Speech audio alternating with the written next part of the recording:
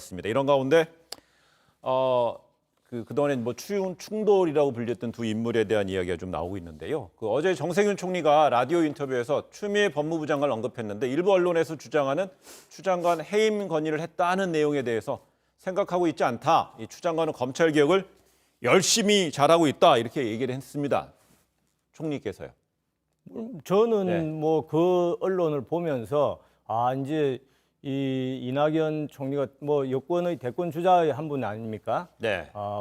쉽게 말해서 추미애 장관 뭐 해임 여부 이렇게 논란이 되니까 열혈 지지자들로부터 상당히 비난을 받은 것 아니냐, 눈치를 봐야 된다. 그래서 추미애 장관 해임 부분에 대해서는 이제 꼬리를 내린 것 같다라는 느낌을 키울 수가 없습니다. 이런 가운데 오늘 윤석열 총장의 동선을 보니까는요. 어제에 이어서 오늘도 일선 검사들하고 점심 간담회를 갖고 있습니다. 그래서 오늘은 특히 이제 사회적 약자 보호 관련한 수사 검사들하고 이제 오찬 간담회를 가졌는데 이런 가운데 또 하나 이제 주요한 검찰발 소식이 있습니다. 요향병원에서 부중 수급 의혹을 받는 윤석열 총장의 장모 최모 씨가 검찰에서 불구속 상태지만 재판에 넘기기로 했다 이런 내용이 나옵니다. 네, 이게 이미 이전에 수사가 됐었는데 당시 동업자들만 처벌받았고요. 네, 동업자만 처벌받고 이제 윤 총장 장모만 빠진 거잖아요. 근데 그 빠지게 된 그 결정적 근거가 각서 썼다는 거 아닙니까? 책임 면제 각서 이런 그런데 얘기죠.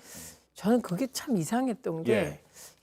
형사법에서 책임 물을 때 사인 간의 각서가 그렇게 법적 효력이 큰 거를 이번에 처음 알았고요. 네. 그런데 이번에 또 하나 밝혀진 게 그 각서가 조작됐다는 증언이 나왔기 때문에 이 재판에 넘겨지는 게 불가피했던 것 같습니다. 네. 그리고 좀 아까 그 윤석열 총장의 행보는 어떻게 보면 정치인 같으세요. 그리고 가서 말씀하시는 게 국민이라는 단어를 쓰시고 그리고 갑자기 그 산업재해법 같은 경우는 이런 거를 콕 찍어서 지금 현안이잖아요. 그게 그런 걸 언급하시고 이러다 보니 이제 정치인이셔서 제가 보기에는 두 손에 그 검찰총장, 한 손에는 검찰총장, 한 손엔 대권 후보 이렇게 양손에 떡 들고 그러지 마시고 네. 이제 선택의 시점이 오는 것 같고 그리고 여당 입장에서 그리고 문재인 정부 입장에서 추미애 장관을 이번에 교체하는 건 있을 수 없는 카드였고 그게 정세균 총리도 그런 생각을 가지고 계셨고 지지자들의 압박보다는 이게 국정의 기본 방향이었다고 생각합니다. 그럼 제가 계속해서 한번 질문 드려보겠습니다. 더불어민주당의 박범계 의원이요. 법사위원이잖아요. 그 윤 총장에 대해서 이렇게 얘기했습니다. 라디오 한 방송 인터뷰에서 윤 총장 거취 관련해서 연말 연초쯤에 객관적 근거에 대한 결론이 나올 것이다 이렇게 했어요. 객관적 근거라고요. 그러니까 여당의 중진이고 대표적인 법사위원입니다. 지금 알려진 바에 따르면 몇 가지 의혹. 첫 번째가 윤우진 용산 세무서장 관계. 그것과 관련한 비리 의혹이 있습니다. 이 부분. 그리고 또 하나는 언론 사주 민감한 시기에 만났다. 요 문제가 있고요. 그리고 또 하나 다른 문제는 지난번에 옵티머스 사건 중앙지검에서 무혐의 처분할 때 그때 상대 변호사를 만난 의혹이 제기되고 있습니다. 그래서 이런 것들에 대한 감찰 결과를 말씀하신 것 같아요. 감찰 결과가 객관적 근거다. 근거에 의한 결론의 근거다. 이렇게 얘기하네요. 한마디로 저는 제가 또 검사 출신이라서 그런지는 몰라도 한마디로 거의 정치 수사죠.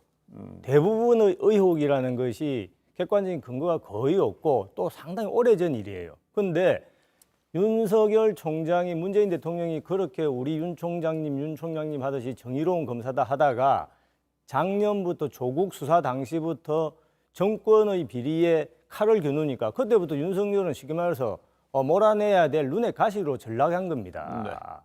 그러니까 뭔가 흠을 잡기 위해서 막 옛날 것도 끄집어내고 또 뭐 재소자, 범법자들 진술을 근거로 해가지고 감찰을 하고 윤석열 총장을 사실상 식물총장으로 만들고 이렇게 해도 잘 안 되니까 이제 뭐냐면은 이번에 이제 뭔가 마지막 트집을 근거로 해서 윤석열을 해임의 쉽게 말해서 명분으로 삼기 위해서 하는 것이다. 저는 이 상태에서 집권 여당이든 문재인 대통령이든 그냥 임명권이 있기 때문에 면직을 하면 됩니다. 해임을. 안 그러면 국회에서 탄핵을 하면 되든지. 근데 탄핵을 하든지 대통령이 직접 해임을 하려고 하니까 국민들이 그 여론이 안 좋아질 것 이게 사실상 걱정이 되기 때문에 예. 이런 명분 쌓기용으로 감찰을 억지로 해가지고 감찰을 거부한다 또 무슨 뭐 옛날에 자기 장모다 부인이다 이런 데 사건에 개입했다 이런 걸 삼는 거 아니겠습니까? 국민들 다 알고 있죠.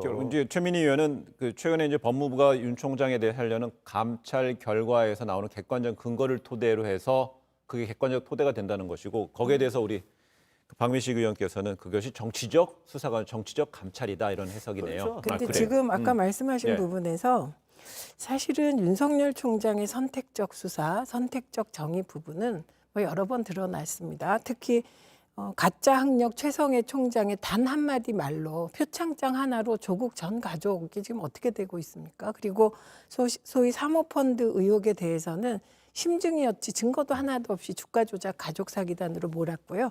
그래서 이 부분은 검찰의 선택적 수사 문제는 이게 뭐 계속 문제가 됐다는 점 말씀드리고 예. 그리고 저는 그 객관적 사실이 나오면 감찰에서 그 부분을 받았을 때 윤석열 총장이 거취를 결정하시게 되지 않을까 싶어요. 그리고 또 하나는 자꾸 임명권이 있으니까 해임권이 있다고 말씀하시는데 그러면 검찰총장 해임권이 대통령에게 있다면 왜 박근혜 정부는 최동욱 검찰총장을 쫓아내기 위하여 국정원까지 동원합니까? 그래서 저는 이 임기가 보장되어 있기 때문에 그런 말씀 함부로 하시기 어렵지 않나 싶어요. 자, 제가 한 말씀 예. 예.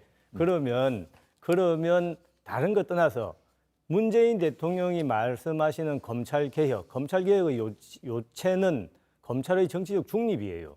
여당이든 야당이든 할 것 없이 비리가 생기면 수사하는 겁니다. 그럼 지금 정권 관련 인사들에 대한 비리가 이것이 왜 선택적 수사입니까? 아니요. 혐의가 있으면 검찰총장이 당연히 수사하는 게 당연한 것이죠.